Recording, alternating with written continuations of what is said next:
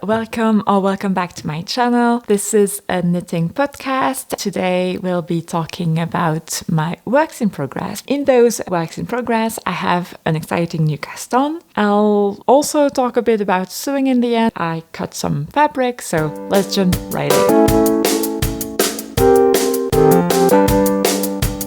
Okay, so first, one whip that I haven't worked on during this month, but the pattern has been released, and I know that some of you were interested in the pattern. So this is the pattern from Lysandre Hourdin, which is called qu'on, serré in French. I think the pattern is also available in English. I don't know what the name of this pattern in English would be. I'll check and write it down in the description below. But yeah, I tested this sock pattern, presented it in here previously. I haven't finished the second sock, mostly because I have another sock that I prefer to be working on during my commute. So yeah, this one did not get as much love as it should, but I will work on them, and this second sock will soon be done. But yeah, the pattern is available. I do recommend this pattern. I think it has such a lovely color work. Like the fact that all the fishes are similar, but not, like you cannot say it's the same fish everywhere. I don't know, there's something I like about the arrangement of this fish on the sock. Plus I really love the color choices that I took. Those are typical colors that I wear and enjoy. Yeah, maybe like this you can see the variation in the blue colored yarn that I choose. This is an hand-dyed yarn that I bought at Knitted Festival in 2023. It's a color Brest, which is a city in France. I've already talked about it in detail in the first episode, I think, of my knitting podcast. So yeah, I will not go back into it. It's just that I wanted to share that the pattern is live, because this is a question that I've been asked, especially for the question of it being available in English. Okay, so let's look at what I've actually been working on during the past few weeks. First is my pair of sock in auto striping yarn.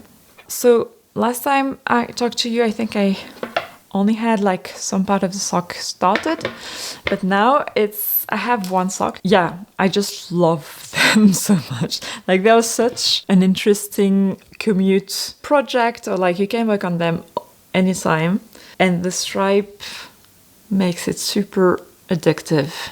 Yeah, I did some kind of things that I was not expecting to do. First, I didn't do a German short stroke heel. I did the increase and did crease heel, the same heel as in the qu'on, serré socks actually. And it's actually quite fun because you don't have to take care about anything. You just have to pick up in the stitches when you go back afterwards, but the decrease and the picking up are quite easy things to do. So yeah, I really enjoyed this heel. I need to wear a pair of socks with this heel for a longer time to know whether that's actually a good heel for me, but at least the process of making it is actually ideal for me. I really enjoy it. I think during the last episode I was referring to the fact that I was about to start the heel, and I was wondering whether I should do it after the white or after the pink. And I tried them on, and yeah, it was better to have them a little bit tighter so that they will potentially grow in time afterwards. They will fit nicer than having them perfect size at the beginning and then they grow a bit.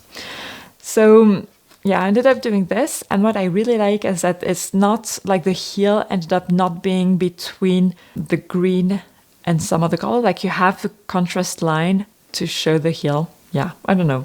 For me it makes sense, but yeah, this was a happy thing for me. Yeah, so I did a regular ribbing.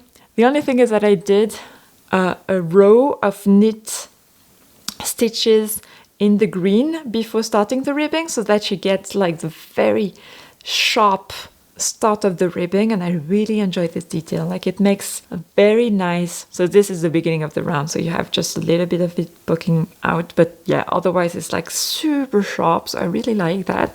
And another thing that I was not expecting to enjoy is that I was a bit lazy, I would say. At the end I was I didn't want to do Italian bind off, and I don't really like the Jenny surprisingly stretchy bind off. So what I did is that I did a classic knit bind off, like just the most basic bind off, but doing it like super loosely so that I keep all the stretch I need to have it on my foot. And I love the little thing, like the detail it makes on top of the sock. I know no one will actually see it, it's only for me, but yeah, I'm sure this is not something that everyone will be like happy to do, because you lose some kind of stretchiness, so you really have to make it like super loose. And before blocking it was actually a bit roughly here, but after blocking it's just perfect. I really like it. So I'm very happy and pleased with the result of this first sock. I think I still have like 1, 2, 3, 4, 5, 6. I still have like 1 repetition plus 1 color to do. But I think I can do like 3 set of stripe with just like a half an hour commute. So this will go quite quickly. It's just that, I haven't been a lot on site in the past few weeks. So this is just the progress that I've been able to do.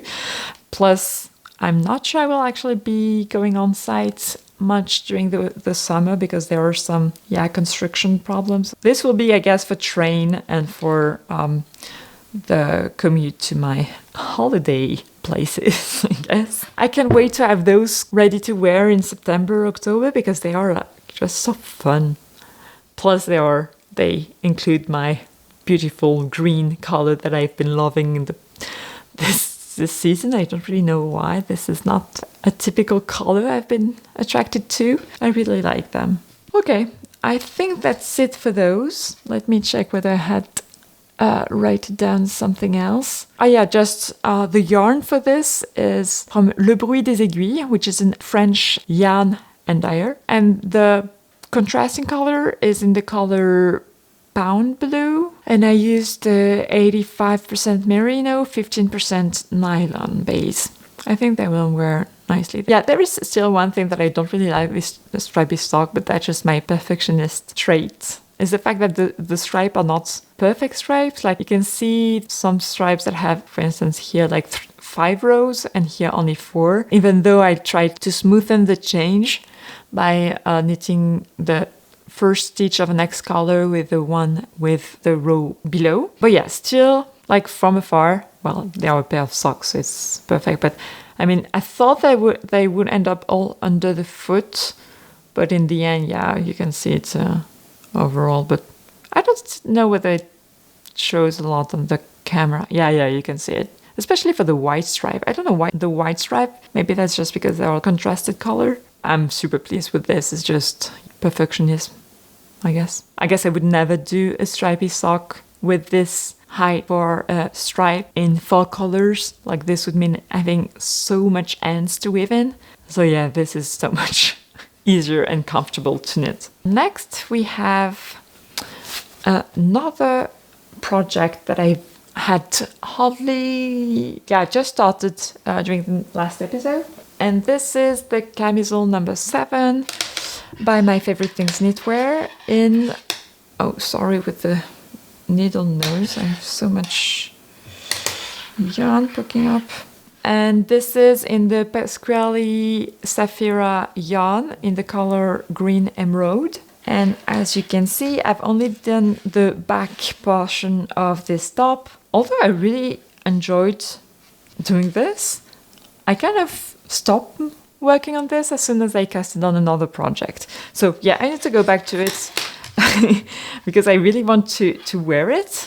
Like the broken rib looks fine, and I'm sure that having a textured summer top for this summer will be perfect. It's just I need to work on it. It actually goes quite fast compared to what I was thinking. So I need to work on this. I think I said it in the last episode. My swatch was a bit off, like on the tighter end, and I'm betting that this fabric would grow in time. So I didn't change the size, but looking at it right now, and I try to put it also along another top that I have that I'm actually rowing right now, the Camisole no. 5. Even stretched, I think it's going to be a bit small. So I'm, hoping the broken rib and this merino silk blend will actually grow. I hope so, because this is a fingering weight top, so I will not knit it twice if it's too small. I think I will just try to hot block it if it doesn't grow enough at the first block. So yeah, we'll see. Other than that, I don't think I have much to say about this. This has been on my to knit list for quite some time now, so yeah, I'm excited to have it. And the pattern for now is well written, but yeah, it's in the style of my favorite things knitwear, so it's not... I do really like the format of her patterns.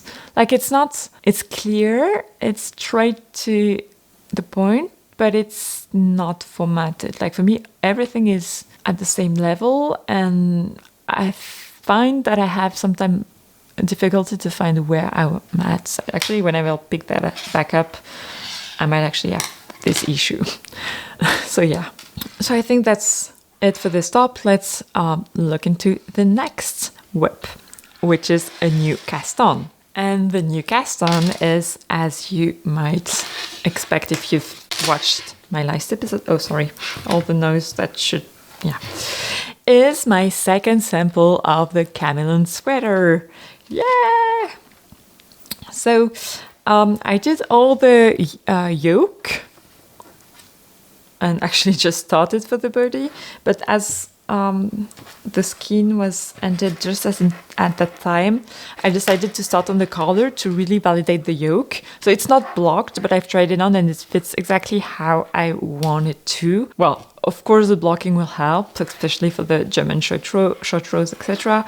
and the detail on the shoulder. But I made not necessarily small tweak to the yoke construction, and this has a huge impact on the fit. So let me explain. Basically, there is a problem that comes in quite frequently when you're knitting a contiguous satin sleeve design. It's that the front can end up being a little bit shorter than the back, and it can show when you're wearing it.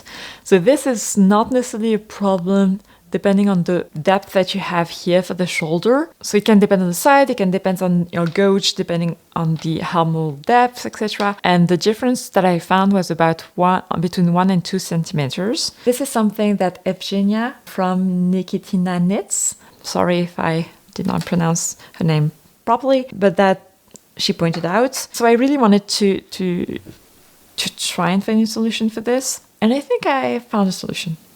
So yeah, this was the reason why I wanted to do all the yoke of this new sample before starting the test knit.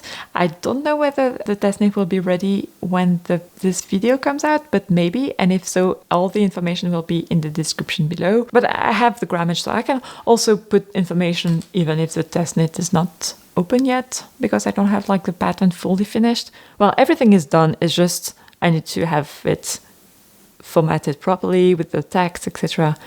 And I'm not sure I will have the time during the coming days before this video goes live. I don't know, we'll see. Potentially there is this knits open or not. Yeah.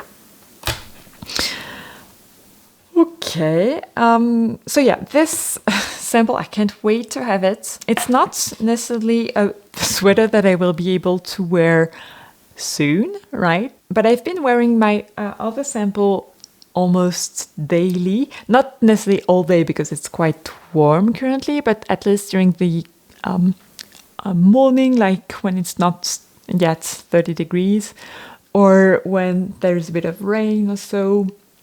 For example, today I could definitely wear it. I've been wearing it a ton, so I can't wait to have this one done also, because I'm sure I will be wearing it a lot. Maybe not a lot during the summer, but at least from September, October. And yeah, I didn't say it, but this version is in the Peer Gynt yarn. This is the actual color. The color reference is light blue 6324, and I really like how the fact that the color is not like a full blue. It has variation in the color, which makes it a very interesting color and texture. I'm actually currently finishing the neck on 3mm needles, so I have a very well defined ribbing for the neckline, and that's something that I really enjoyed. I'm knitting it in combination ribbing, but I'm not sure with the combination method, but I'm not sure this has a huge impact in the end. Like what I did, let me show you the first sample. Yeah, so I used that method for the color of the first sample of the Chameleon Sweater, and I really like how it is defined. However, on 4mm needles, also with combination ribbing, I found that it's a little bit, well, I prefer this one as this one, let's say. I think that I also knit for the second sample the ribbing with the 3mm needles and not just 0.5 different in terms of millimeters. So yeah. Oh, this gives me the opportunity to show you how the yarn has been wearing for the first sample. I've been wearing it a lot, plus wearing it with the baby carrier. So it means a lot of friction. So it does peel, and I haven't depeeled it yet. So you can see some peeling, right? You can see some, but with the amount of wear that I've had for 100% merino yarn, and with the baby, carrying him a lot. Oh, let me see the back. Yeah, we can see that exactly at the portion where you have the belt from the from the carrier. This is for, let's compare this as like wear with a lot of friction. So yeah, I'm fine with how it has been wearing, and I'll have to depil. I think I will do that just after this episode. Maybe I will recall actually myself to be sure to do it, so that I have a brand new sweater again. But yeah, I really, really enjoyed this sweater, the color, the fit, and the fact that the ribbing is super well defined for this one. So for this one, I knit the crew neck, and for this version, I will have a mock neck. Okay, the yarn are actually very different in terms of softness, right? 100% merino versus the 100% Norwegian wool from the Peer Gynt. And I guess it can be a bit confusing that I'm working the mock neck version in the more rustic yarn than the Peer Gynt. But I know that at least for me, I'm not very sensitive on the neck area for rustic yarn. And if in the end I didn't find that very comfortable, I will switch it to the crew neck version. We'll see. One of my actually most worn sweaters is a Louvre sweater, which has a mock neck that I really, really love. This will be a very different fit because this will have a longer, and it's not like a raglan, and it's a bit less of a size also. Okay, I think that's it for this one. Yeah, so if the testnet is open, you will have all the information in the description below. And if not, it will come very soon if you're interested to testnet it. I will likely have 1 or 2 person per size. Yeah, and compared to my previous designs, I changed the size chart. So if you've knit one of my designs before, make sure to check the size and the measurements before choosing your size, because it might not be the size that you knitted before. For example, for my cognac sweaters, cognac cardigan and CSLT, I knitted for myself the size 3, and this is size 4. About that, this makes me think that when I design, I always have all the computation done for all the sizes before actually knitting the sample. So don't think that because you're knitting the size, a size that I haven't knit my sample in, it will fit nice, worse or better, because I only use my pattern once it's written down, and not make my size and then from my size do the grading. I found it super important to make sure that if it works for my size, it should have been okay for all the sizes, because I used the same rules, or at least the rules that I think are to be used for the sizing. So yeah, I think that's it for this, and I can't wait to have it done and to start the test knit. This is one of my favorite parts of the design making, to be fair. I really like when people start knitting and sharing the knitting experience with them. I think I will actually stop once I have the neck done of this project. I think I will stop to knit the rest of the sweater with the test knitters. Okay, so now I'll talk a bit about sewing. I don't know if you are excited to talk about sewing or not. If not, then you can leave it here, I guess.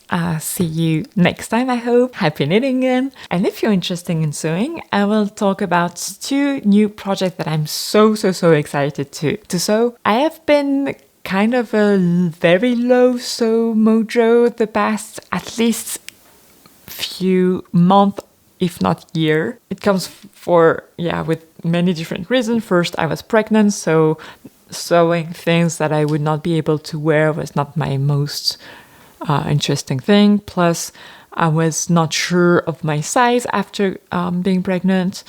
Plus, I don't know, I was not very motivated.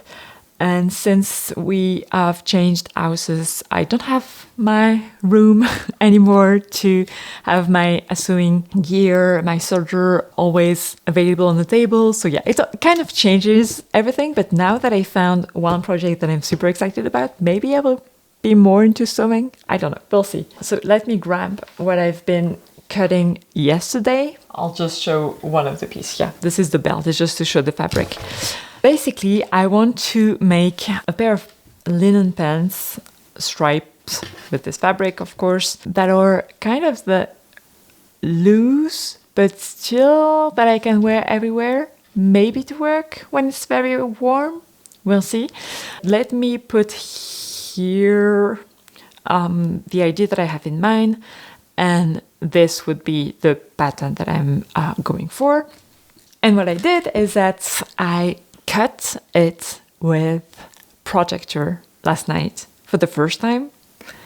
And this was mind-blowing, to be fair.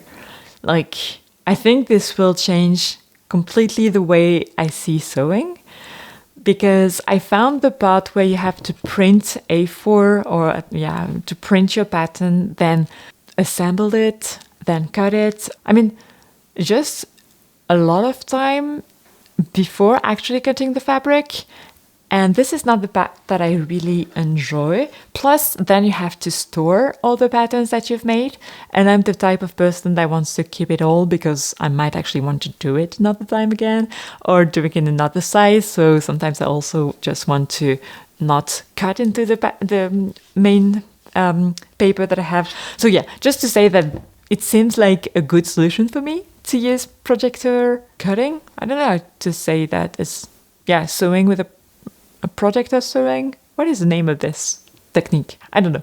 So I have a very, very basic projector. I think it was less than 100 euros.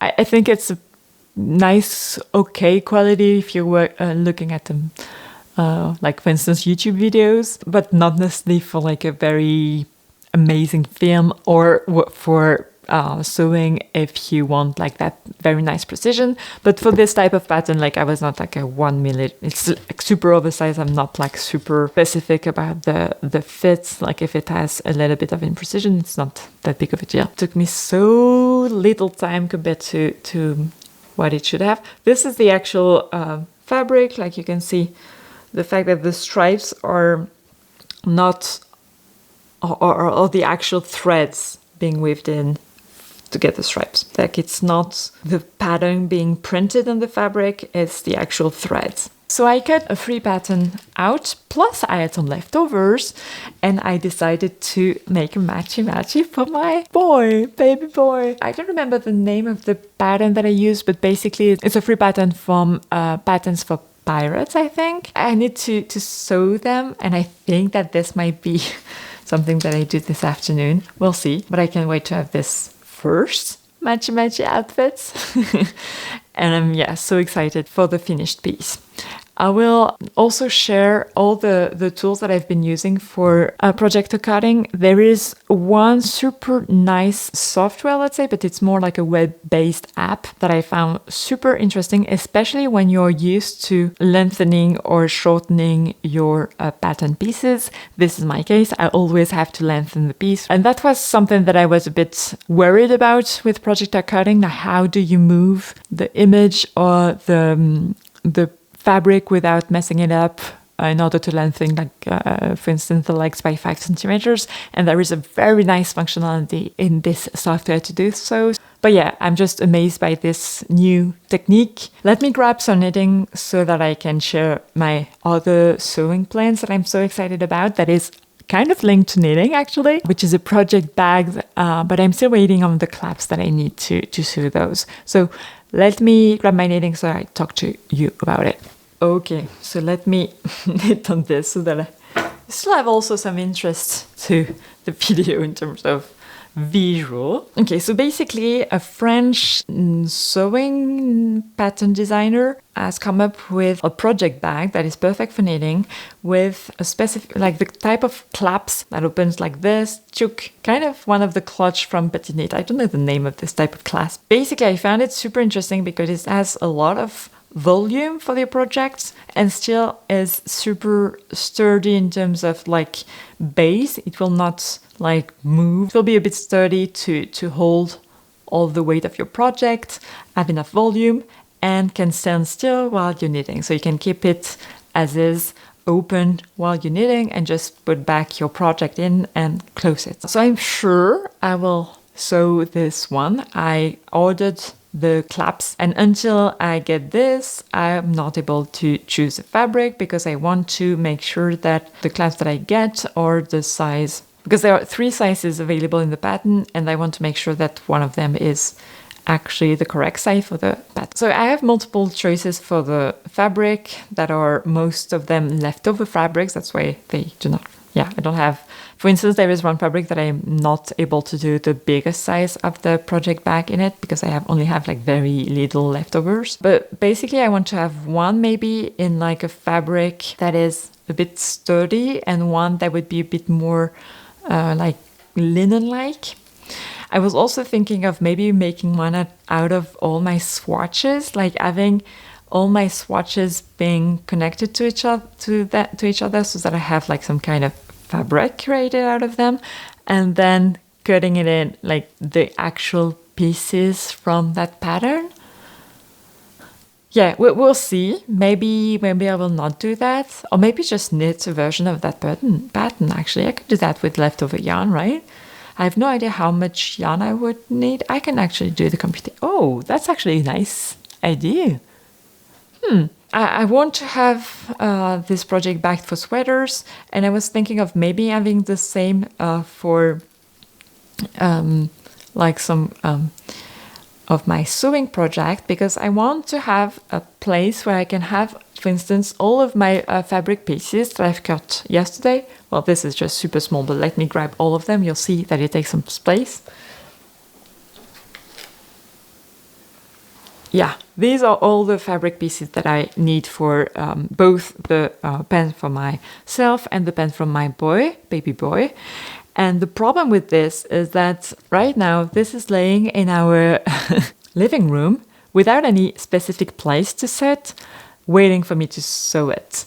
So yeah, I'm wondering whether one of these project bags would be like, if I have like a maybe wider base, maybe I could put them in it and use like a fabric that goes well with our like decoration so that it melts perfectly in it, or just like, or otherwise I think I will add some kind of box that is a bit based in like wood maybe, so it will just hide it softly. But I don't know, but it's just that I'm sure that I will not be able to do all of my sewing in one day, like cutting and sewing. So for that project I will do the sewing very quickly, right?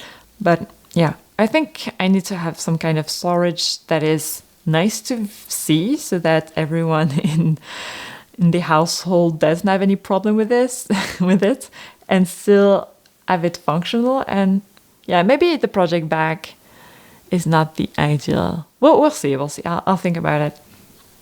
But basically, those 2 pants plus the project bag, I think I will sew at least 2 of them, will be my most project of interest during the next few weeks. I hope to have some of them ready to share next week. I'm excited also to choose like kind of the label that I can have on the project bag. I would love to have an embroidery machine so that I can like have, for instance, a personalized message on the bag.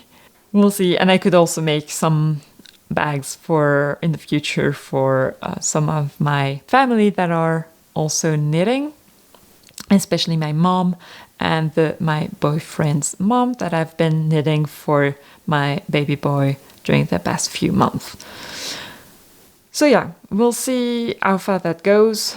I want to destash all my fabric also, so I'm kind of constraining myself not to buy additional fabric because I have so many metrage already here, and as I've not been sewing a lot, I have a lot to sew and not a lot of time.